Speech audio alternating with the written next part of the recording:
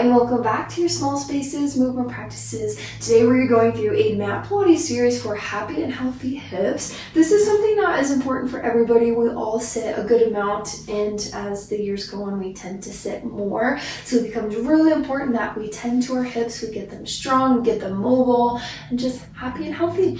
Don't really need anything today, even a mat. You could just have a soft place on the carpet or a rug to work on. That's completely fine.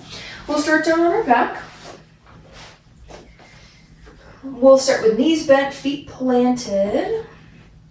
And to give ourselves a little bit of warm up through our spine, through our abs, because of course it is all connected, we'll find some pelvic rocks. So I always like to create this triangle with my hands down onto my stomach and my pubis.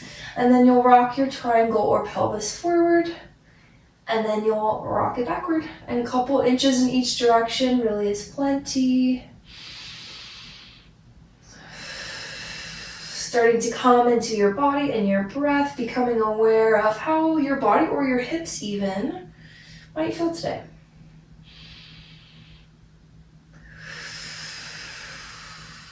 We'll take 2 more rocks here.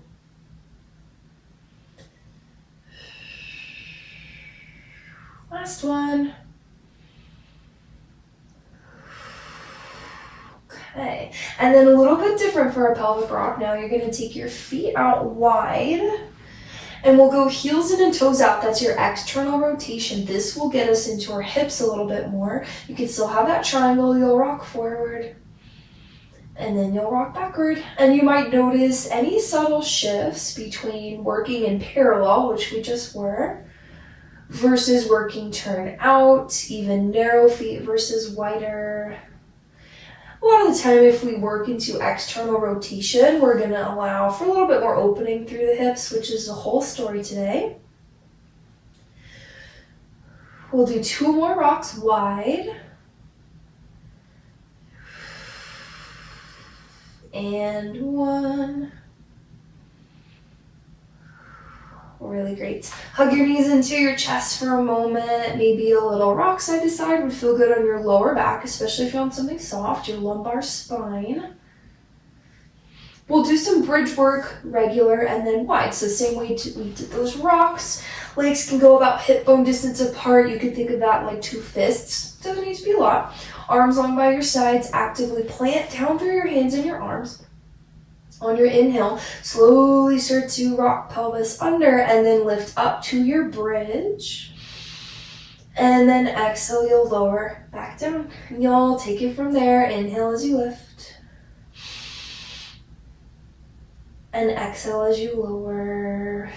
Feeling that really nice movement for your spine. Getting some motion. This allows us to connect with our core too, especially on the way down. You might feel a little bit of work and action in your glutes. We just don't want to squeeze them to death. And then lower yourself down. We'll do the same thing but wide. So take your feet out wide, heels in and toes out, that external rotation again. And then we'll bridge here. So on your inhale, lift up. And on your exhale, you'll lower down. Really see if you can peel your spine up, 1 bone at a time, 1 vertebra. And then lower the same way, 1 vertebra at a time, all the way back down. You'll find typically when, just like our pelvic rock, when we work turned out or wide, you'll feel more emphasis into your hips, maybe a little bit less in your lower back, but depending on what's going on with your body, wide might feel easier for you or more challenging. No right versus wrong.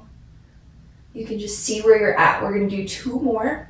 Really want to make sure our hips are warmed up for this series today. And lower down. Let's go with this last one. Inhale it up.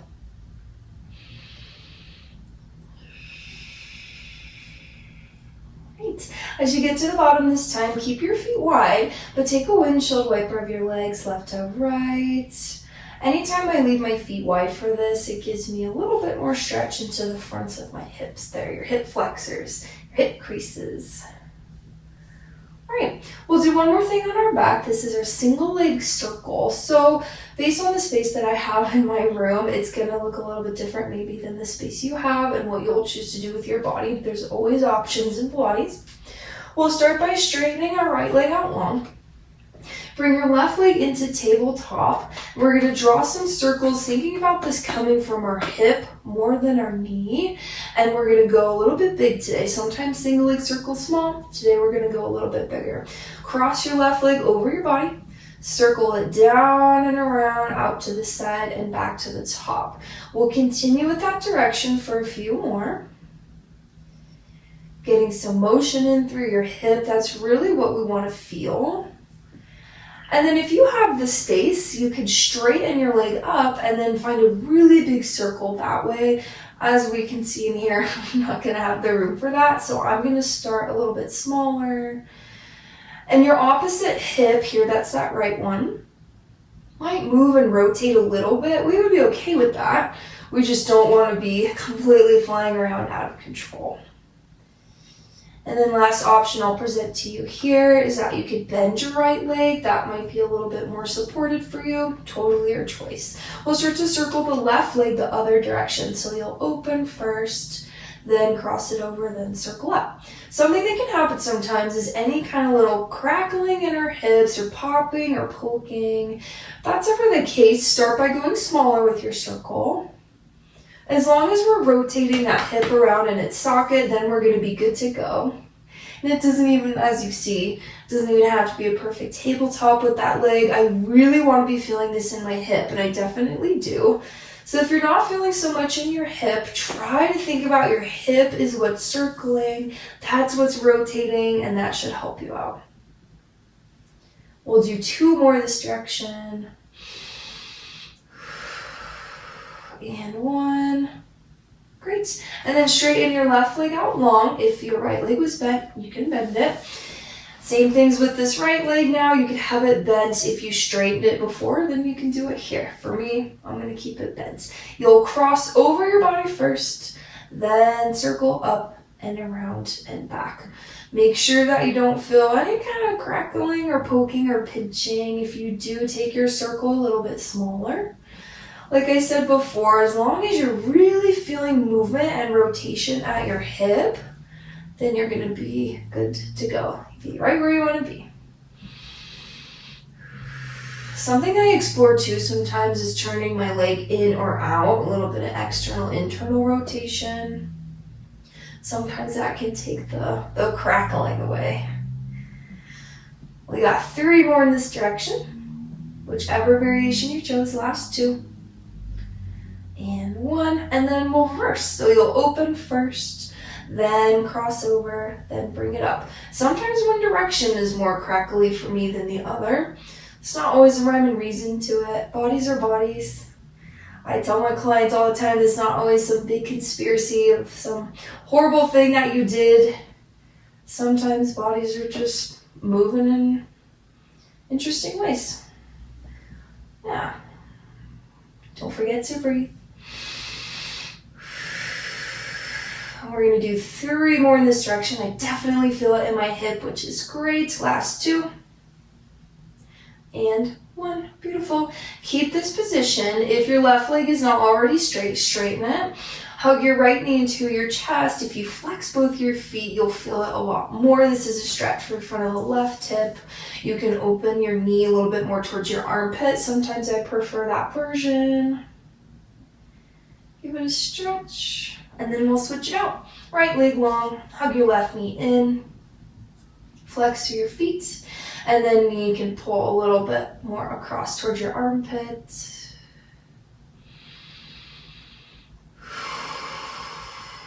Alrighty, hug both knees into your chest, rock and roll up to a seat, and we'll be in a tabletop. It's coming onto your hands and your knees. And let's take a quick cat-cow. We are going to do glute work here, hip glute work, oftentimes really similar exercises. We'll take a few cat-cows, though, stretch out through your spine.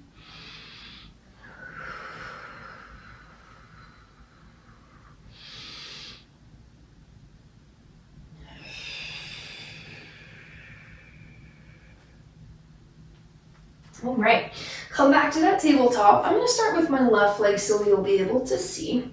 Hands and knees, if you need to go fist, that's fine. Forearms is an option. I don't like it as much. I think it's not quite the right alignment for your spine, but do what you gotta do. Bend your left leg, flex through your foot, and then you'll brush your leg up to the ceiling and bring it back down. Notice how my leg is staying bent the entire time. And of course, what else we want to avoid is that, because now I've lost that connection with my core. So I'm really pulling my abs in. It's not about lifting the leg as high as you can. It's actually about finding a lot of control. Pilates, of course, in a nutshell. Sometimes I do this with like a 2 or 3 pound weight, the back of my knee pit. You could also do this with a TheraBand to feel more sensation. There's always ways to feel things more if you want to. We're gonna do 3. Last 2. Stay up there for your third. We'll add a little pulse, like you're kicking something up to the ceiling with your heel. Abs are still in. We'll go 4, 3, 2, and 1. Bring your leg down. You can sit back for a second. You can roll your wrists for a moment. Give yourself breath. And then we'll do one more thing with that left leg. Back onto hands and knees. This is called your fire hydrant. If you don't know why, I'm sure you will be able to figure out why it is called that. But right leg will still be down. Left leg will open to the side and then come back in. This one I don't usually find a flex of my foot. I just relax. And we're avoiding opening so that we fall down on the other side. We want everything to be really centered. Sometimes I do this with a weight as well. This is now getting into a little bit of external rotation of your hip, of your knee. As opposed to our last, this is a little bit more of that outer hip and glute work, which is so important when we talk about hips being happy and healthy. Gotta get that side glute work. Last 3, 2. Same thing, we'll pulse here. Hold it up, you'll pulse and pulse. Pulse, yep, 5, 3, 2, and 1. Rest it down, maybe a child's pose. Okay, we'll head into that other side. If you need to give your wrists a little stretch, you can. Remember, you can always go knuckles, works just fine. Forearms is still a possibility, not my favorite, but that's just me. Left knee will stay down. Bend your right leg, flex through your foot, sweep up, and lower down. Immediately pull your abs in, find that connection. And especially now on our second side, you might still feel some work or continue to feel work in that left hip and glute.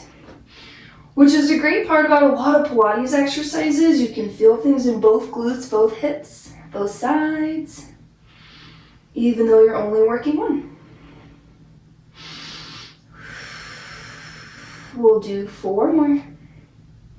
We'll pulse in 3, last 2, and then for your third, come up and stay. You'll pulse up and up, push something away with that heel. 4, 3, 2, and 1. Bring it down, stretch your wrists. This will be our last thing we'll have to do on the wrists. They are sensitive after all. Okay, and we'll do that opening to the side. So I know I need some room. I'm going to scoot over to the side a little bit. Always an adventure in a small space. Left knee will stay down again. Foot doesn't have to be flexed, just relax is fine. Open the leg to the side and bring it back down. You'll open and lower your fire hydrants. This time, especially on this side, I feel a lot of work through my left outer glute as well as my right. Hips and glutes are really intertwined together. Often hip exercises you will feel in the glutes. We'll go 4. We'll pulse in 3. Last 2. And then holding, you'll pulse up and up and up and up for 4, 3, 2, and 1. Come down. Let's take a child's pose again. Reach your glutes back.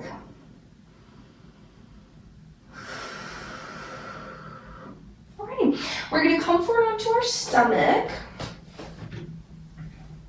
only to do one thing. So with what we're doing, it's kind of like a little frog press, but on our stomach. Hands can stack out in front of you, forehead can rest. You're gonna bend your knees, take them out to your sides. They don't have to be really close to you. Like the closer you pull your knees in, the more you're gonna feel in the hips. This can be a tricky position, so if it doesn't work for you, just skip it. Flex your feet, and then this is a really small, subtle motion. You're gonna push your feet up to the ceiling, and then lower back down. It's really tiny, pretty slight. Should honestly feel like a lot of work to lift those legs up. And this, we're targeting basically the under butt muscles. The crease line, if you want to think about it that way. The stronger we can get our glutes, the happier our hips are going to be. Lift. And lift. We'll do 3 more like that.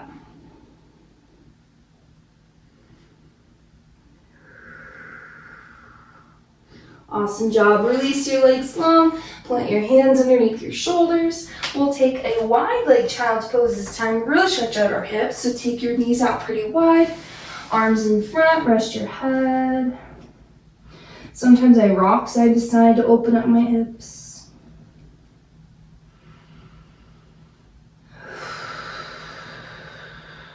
All right. We are moving on to do a little bit of side lying leg work. So I'm going to roll onto my right side so you can see me. A couple different ways that you can situate. You can lie all the way flat. Today I think I'm going to hold my head and prop myself up, but your spine and your arms should be towards the back of your mat. Knees are bent at the front of your mat. Anytime you're doing side lying leg work, especially on the mat, you should be more of a banana rather than like perfectly long line. I like to plant my left hand down my other side in front of me. We'll start with some good old clamps. You'll open your top knee and close. Open and close. Now, as we do both sides of this is one of my favorite places actually to really compare my two sides. So I know that my left leg cannot turn out the way that my right leg can. So my motion on this side is going to be a lot more restricted. This is that stuff you should feel in the outer hip and glutes. And since it is some turnout of that hip, it's working into range of motion too. If you want to feel it more, you can bring your knees closer to your chest. It increases that angle. If you want to feel it less, send them away. I think I'm going to stick with middle today. You can also lift and hover your feet off the mat. That will make you feel it a little more as well. Try not to collapse that right side of your waist. Core is working, breath is working. Yeah, we'll do 3. Last 2. And 1. Rest everything down. You can give it a little tap. Scientifically, I don't know if it does very much, but it feels good. We'll do one more thing for this side. So this bottom leg can stay bent for now. Straighten your top leg out long, getting into some internal, external rotation. This is coming from your hip. So think about that single leg circle we did at the beginning. Same thing here, hip rotates. Toes down, heel up, and then heel down, toes up. We're rotating from the hip, moving it in its socket rather than wiggling our foot. That takes our attention. We have to really think about it because naturally if we do that motion, the foot's going to move. Not that that's wrong, but it's not really doing a lot for your hip. We're all about hips today. Rotate and rotate. Yeah, hips, knees, both need the internal, external rotation. There's not a lot of internal rotation written into Pilates. He was training a lot of ballerinas and acrobats when he moved to New York in the 30s and 40s. So they just don't do a lot of turned in, but we want to make sure we get both. We need 3. Last 2. And 1. Fabulous job. Bring your legs down. And then I'm just going to flip over this way so you can see me, but you can roll right over onto the other side. If you're lying flat, you can lie flat. If you're propping yourself up, prop yourself up. Remember, spine and arm towards the back of your space. Knees are in front of you towards the top of it. Like if my legs were straight, I'd be in that banana. Clams are first, so you'll open and close. I can immediately feel how much more range of motion I have on that right side. It's pretty incredible. Bodies are very interesting and fascinating. They have a lot to tell us if we're willing to listen. It's not always coming from a place of judgment. Like to me today, I'm like, all right, hips are really different side to side. Good to know. That's all you have to say. Remember, if you want to feel it more, knees can come closer to you, or you can lift and hover the feet. Sometimes I just like how that feels better. Options are always there for you. Left side of your waist has a little bit of lift just so you're not hanging and collapsed. Abs are in. Don't forget to breathe.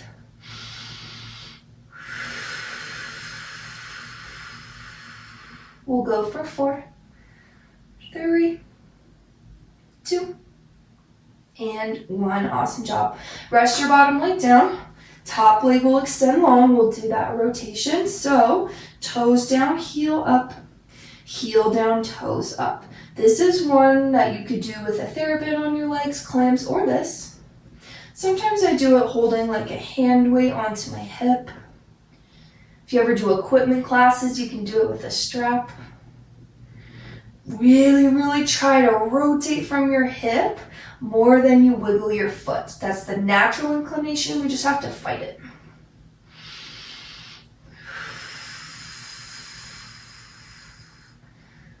The more you focus it on coming from the hip too, the more you're going to feel it.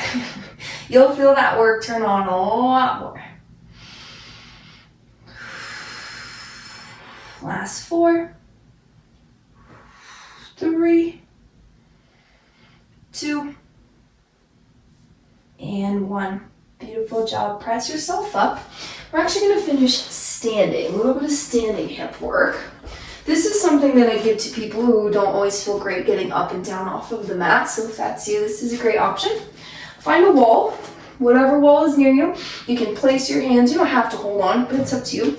And then we're going to start left foot grounded. Bend your right knee up towards your chest. And then reach your leg down. Bend. And extend. This is something I've actually done as a little series. I have a standing mat Pilates video. If you're ever interested in that, we have all kinds of good hip and leg work, just like this.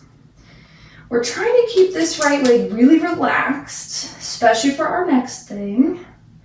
Because the emphasis in the work here really is our left. This is your standing leg getting the work. Whether you feel it or not, it's happening. Right leg will stay back. Really relax through your thighs. Shake that leg if you need. And then you're just going to swing forward and back. You're welcome to not hold on. You're welcome to hold on. You can have some softness in the left leg if you need. And we're trying not to overly crunch and engage our thigh. We're trying to let the hip just swing. This is hip stability work for this left leg. This is getting motion for the right. So lots of good stuff for us happening here. A little bit of balance too. Abs stay in. We'll go 3, 2, and 1. Step that leg down. You can give them a little shake. We'll do the other side. The last stretch and we'll be out here. Hands can plant. Fingers don't hold on. Your decision. Bend your left. Straighten your left. Bend and straighten.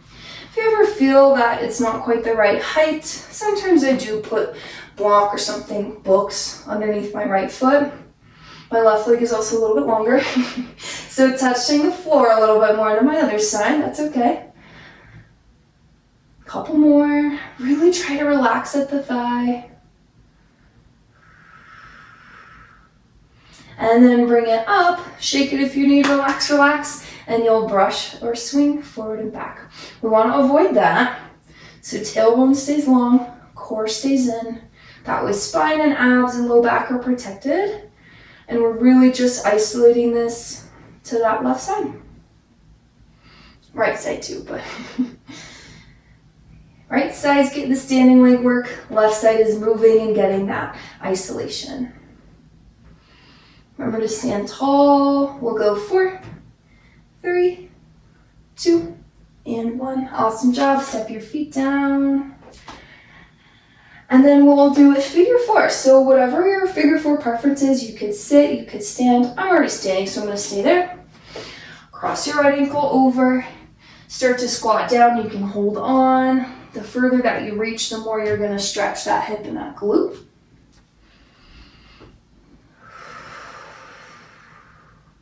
And then we'll switch it out. Left ankle over, take that stretch.